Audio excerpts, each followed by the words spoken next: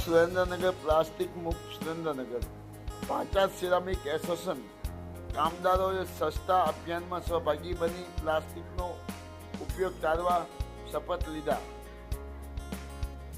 વિશ્વ પર્યાવરણ દિવસ 2025ની ઉજવણી અંતર્ગત સુરેન્દ્રનગર જિલ્લા વહીવટીતંત્ર દ્વારા જિલ્લા પ્લાસ્ટિક વેસ્ટ કચરો એકત્ર કરવાનું અભિયાન શરૂ છે. આ અભિયાનને સફળ બનાવવા માટે લોકો સ્વયંભૂ અભિયાનમાં જોડાઈ રહ્યા છે. આ ગુજરાત પ્રદૂષણ નિયંત્રણ પ્રાદેશિક કચેરી સુરેન્દ્રનગર જિલ્લાના માર્ગદર્શન હેઠળ થાનગઢ તાલુકાના પાંચાળ સિરામિક એસોસિએશન દ્વારા શપથ લેવડાવવામાં આવ્યા હતા.